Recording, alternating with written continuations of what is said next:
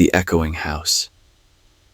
Jenna and Mark had been searching for the perfect home for months when they stumbled upon the charming old Victorian house on the outskirts of town. It was nestled among towering oaks, and its picturesque exterior and affordable price seemed too good to be true. The real estate agent mentioned that the house had been vacant for years, but Jenna and Mark were captivated by its character and potential. They signed the papers without hesitation. The first night in their new home, Jenna and Mark celebrated with a simple dinner in the cozy, candlelit dining room. The house creaked and groaned as it settled, but they dismissed the sounds as typical for an old building.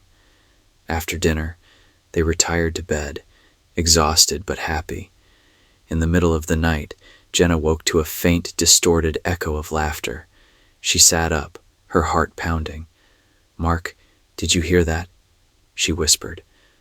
Mark stirred and listened. The laughter came again, softer this time, seeming to come from the walls themselves. "It's probably just the house settling," he said, trying to reassure her. They both tried to go back to sleep, but the echoes continued, keeping them on edge. Over the next few days, the echoes grew more frequent and disturbing. Footsteps would follow them from room to room. Conversations they had in the kitchen would be repeated in the basement in warped, sinister tones, and their own voices would whisper back to them from the walls. Jenna and Mark began to argue more, their nerves frayed by the constant, unnerving sounds. One evening, determined to uncover the source of the echoes, Mark climbed up into the attic. He found an old phonograph and several dusty records, but nothing that could explain the phenomena. As he was about to leave, he noticed a small, hidden door in the corner of the attic. It was locked, but curiosity got the better of him, and he forced it open. Inside, he found a small, windowless room. The walls were covered in old newspaper clippings detailing the tragic history of the house.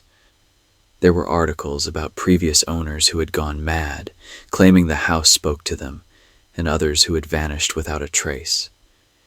In the center of the room was a large, ornate mirror, its surface dusty and cracked. As Mark wiped the dust away, he felt a chill run down his spine.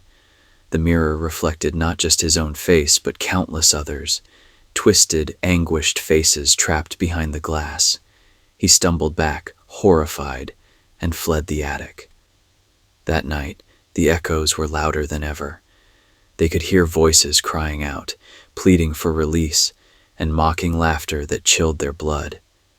Jenna and Mark huddled together in their bedroom, too terrified to sleep. In the middle of the night, Jenna woke to find Mark standing by the mirror in their bedroom, staring into it with a vacant expression. "Mark," she whispered, reaching out to touch his shoulder. He turned to her, but his eyes were empty, and his mouth twisted into a cruel smile. "Join us, Jenna," he said in a voice that was not his own.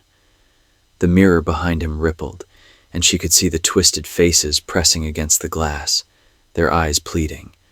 Jenna screamed and ran from the room, but the house seemed to close in around her. The walls echoed her cries, distorting them into sinister laughter. She stumbled down the stairs and out the front door, the echoes following her until she was outside, gasping for breath. She never went back to the house. The next day, she contacted a priest, but no amount of blessings or exorcisms could cleanse the evil that lurked within those walls. The house remained vacant, a silent sentinel among the trees, waiting for its next victims. Jenna never saw Mark again. Some say his spirit, along with the others, is still trapped in the mirror, a prisoner of the echoing house, forever doomed to repeat the horrors that had unfolded within its walls.